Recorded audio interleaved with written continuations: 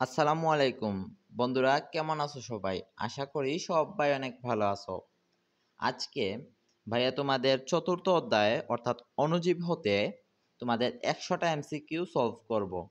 তো চলো ভাইয়ার সাথে সাথে 100টা এমসিকিউ রিভিশন দিয়ে ফেলো।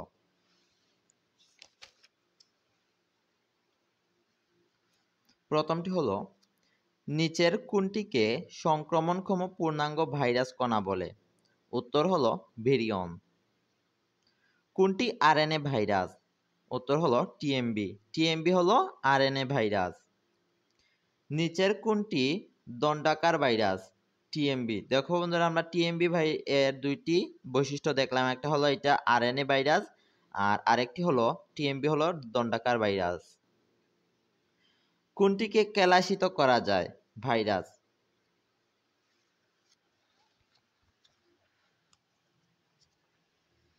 ভিরিয়ন হলো ভাইরাসের সক্রিয় অবস্থা।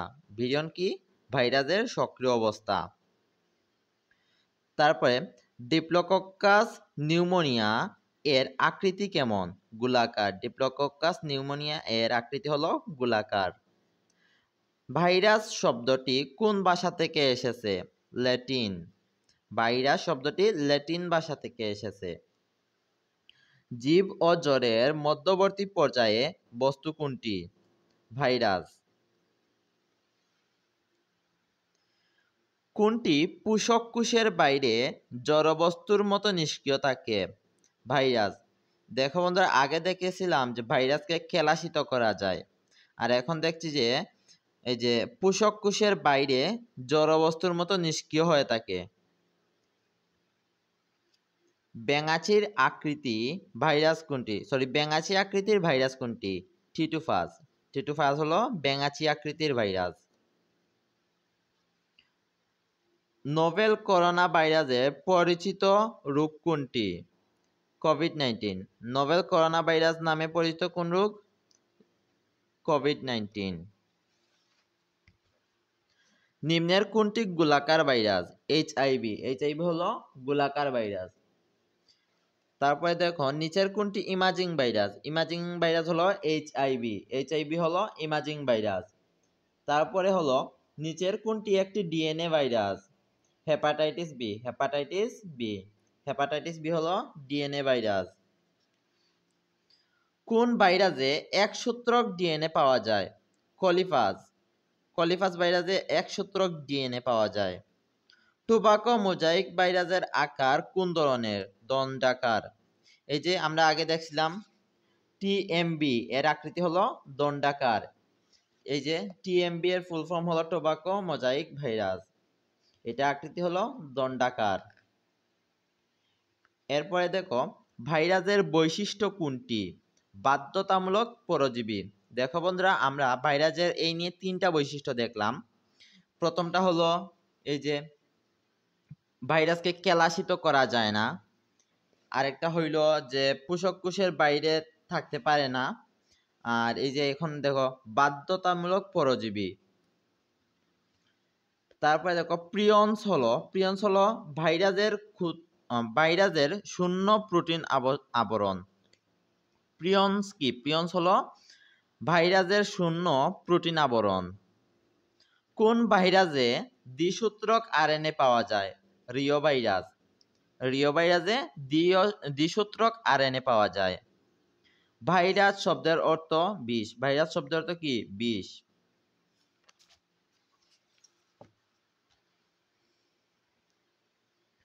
পেঁপের রিং স্পট রোগের জীবাণু দণ্ডাকৃতির। পিআরএসবি এর প্রকৃত বাহক কোনটি? অ্যাফিড। পিআরএসবি এর প্রকৃত বাহক কোনটি? অ্যাফিড।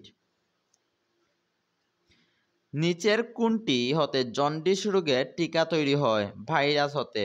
এই যে ভাইরাসে আর একটা বৈশিষ্ট্য পেয়ে গেলাম যে ভাইরাস হতে জন্ডিস রোগের টিকা তৈরি হয়। ভাইরাস হতে জন্ডিস রোগের টিকা তৈরি হয়। কোনটি টিকা উৎপাদনে ব্যবহৃত হয়? ভাইরাস। এই যে ভাইরাস হতে কিসের টিকা উৎপন্ন করা হয়? জন্ডিস রোগের টিকা। এই যে কোনটি টিকা উৎপাদনে ব্যবহৃত হয়? ভাইরাস।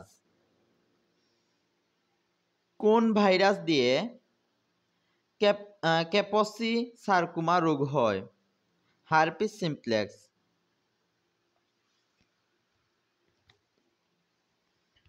কোন বিজ্ঞানী টিএমবি-কে তামাক পাতা থেকে কেলাসন প্রক্রিয়ায় পৃথক করেন?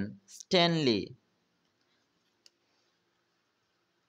চিত্রে গঠনটির নাম কি? ভ্যাকসিনিয়া। কোনটি ভাইরাস জনিত রোগ? পেপের রিং স্পট। নিচের কোনটিতে রিভার্স ট্রান্সক্রিপশন ঘটে? এইচআইভি। নিচের কোনটি উদ্ভিদ ভাইরাস? টিএমবি। মানবদেহে বসন্ত রোগ সৃষ্টি করে কোন ভাইরাস? ভ্যারিওলা। বসন্ত রোগ সৃষ্টি করে ভ্যারিওলা ভাইরাস।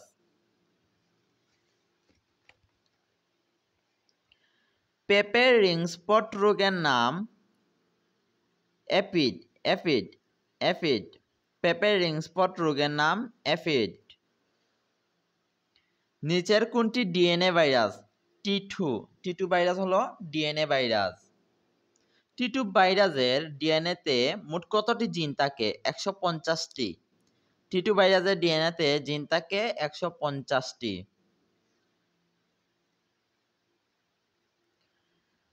কোন ভাইরাসের ডিএনএ থাকে? টি2 ভাইরাস। ব্যাকটেরিওফাজ এক প্রকার ভাইরাস। ভাইরাস এর মাথার দ্বিস্তরী প্রোটিন নির্মিত আবরণকে কি বলে? ক্যাপসিড। ভাইরাসের মাথার দ্বিস্তরী প্রোটিন আবরণকে কি বলে? ক্যাপসিড বলে।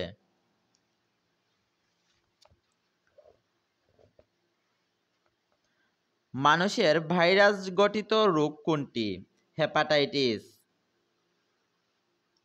কয় ধরনের ভাইরাসের সংক্রমণে হেপাটাইটিস রোগ হতে পারে? 5 ধরনের। এই দেখো বন্ধুরা, হেপাটাইটিস ভাইরাস দেখো 5 ধরনের। এগুলো হলো hepatitis A, hepatitis B, hepatitis C, hepatitis D এবং হেপাটাইটিস ই। এই 5 ধরনের হেপাটাইটিস ভাইরাসের আক্রমণে কি হয়? ওই হেপাটাইটিস রোগ হয়। মানে এই 5 ধরনের ভাইরাসের আক্রমণে হেপাটাইটিস রোগ হয়। ডেঙ্গু কোন ভাইরাস জনিত রোগ? ফ্লাবি ভাইরাস। ডেঙ্গু হলো ফ্লাবি ভাইরাস জনিত রোগ। কোনটি ভাইরাস গঠিত রোগ? জলাতঙ্ক। ভাইরাস গঠিত রোগ হলো জলাতঙ্ক। দেখো বন্ধুরা, এর পোষক দেহ হলো মানুষ। এই যে জলাতঙ্ক রোগের পোষক দেহ হলো মানুষ, এটা মনে রাখবা, এই যে পোষক দেহ হলো মানুষ। আর জলাতঙ্ক রোগ হয় রেবিস ভাইরাসের আক্রমণে। এই যে রেবিস ভাইরাসের আক্রমণে জলাতঙ্ক রোগ হয় রেবিস ভাইরাসের আক্রমণে, এটাও মনে রাখবা। কোনটি আদিকুশি? ইকোলি। ব্যাকটেরিওলজির জনক কে? লিওয়েনহুক। ব্যাকটেরিওলজির জনক হলেন লিওয়েনহুক। এটা কিন্তু খুবই কমন।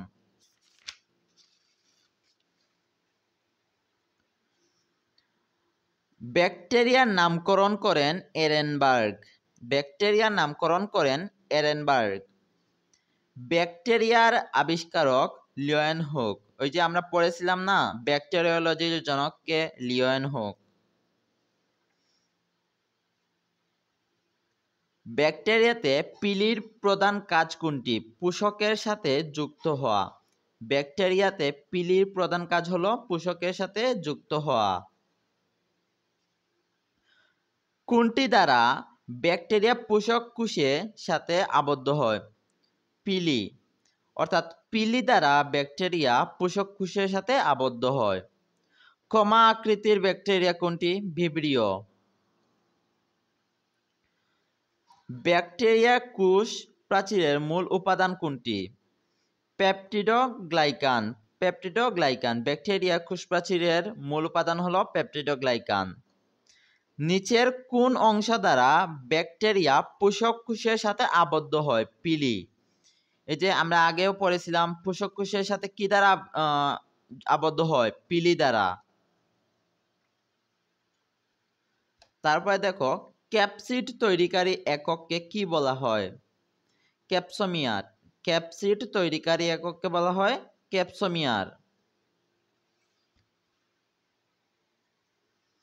কোনটি ব্যাকটেরিয়া জনিত রোগ? কলেরা।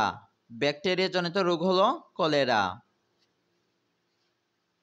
এই যে দেখো বন্ধুরা, এই যে কলেরা রোগের এই যে জীবাণুর নাম হলো এই যে ভিব্রিও চলারে।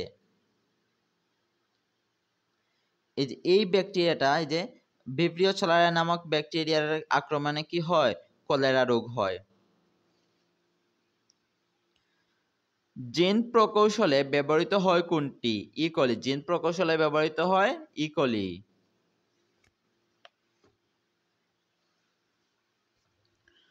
কোন ব্যাকটেরিয়া পাটের আঁশ ছাড়াতে সাহায্য করে? Clostridium. PRSV papaya ring spot virus কোনটি দ্বারা বাহিত হয়? এফিড। বটুলিজম সৃষ্টি করে ব্যাকটেরিয়া। বটুলিজম সৃষ্টি করে ব্যাকটেরিয়া। কোনটি ব্যাকটেরিয়া জনিত রোগ? কলেরা। ব্যাকটেরিয়া জনিত রোগ হলো কলেরা। আর এটাও মনে রাখবা, এই যে ভিব্রিও চলারে নামক ব্যাকটেরিয়া আক্রমণে কলেরা হয়। তারপরে দেয়া আছে, কোন বিজ্ঞানী কলেরা রোগের জীবাণু আবিষ্কার করেন? Robert cock. Robert cock.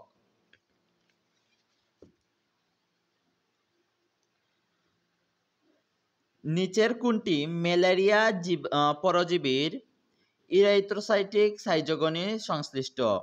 Trophozoite. Malaria জীবাণুর বহু নিউক্লিয়াসযুক্ত দশা কোনটি? সাইজন্ট।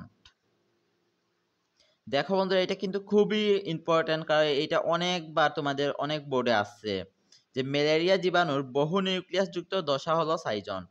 ম্যালেরিয়া জীবাণুর বহু নিউক্লিয়াসযুক্ত দশা হলো সাইজন্ট।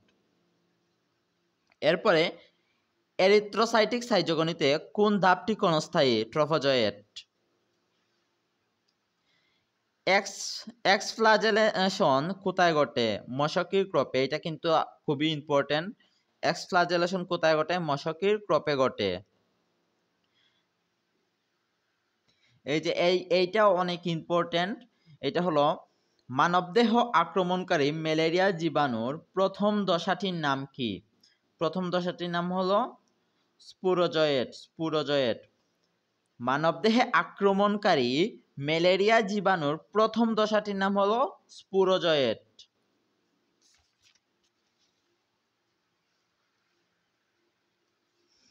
নিচের কোন দশাটি মশকের লালাগ্রন্থি থেকে মানবদেহে প্রবেশ করে? স্পুরোজয়েট। প্লাজমোডিয়াম ভিভাক্স এর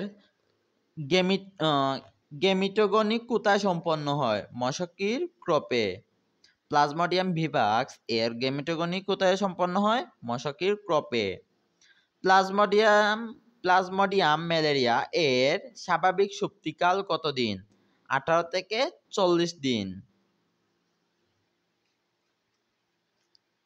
ম্যালেরিয়ার পরজীবী মিয়োসিস ঘটে কোনটিতে? উসিস্ট। ম্যালেরিয়ার পরজীবীর মিয়োসিস ঘটে নিচের কোনটিতে? উসিস্ট। ম্যালেরিয়া জ্বর সৃষ্টির পর্যায়ে পরজীবীর কোন দশাটি দেখা যায়? স্পুরোজয়েট। কোনটি প্লাজমোডিয়াম ভিভাক্স এর ডিপ্লয়েড দশা? উকিনেট। কোনটি প্লাজমোডিয়াম ভিভাক্স এর ডিপ্লয়েড দশা? উকিনেট। ক্রিপ্টোজয়েট কোথা হতে সংগ্রহ করে? যকৃৎ কোষ। ক্রিপ্টোজয়েট কোথা হতে খাদ্য সংগ্রহ করে? যকৃৎ কোষ হতে। তো বন্ধুরা, আজকে এ পর্যন্তই। তোমাদের সকল এই বইয়ের পুরো প্রত্যেকটি অধ্যায়ের উপরে যদি ভিডিও চাও, তাহলে অবশ্যই একটা কমেন্ট করে দাও। আল্লাহ হাফেজ।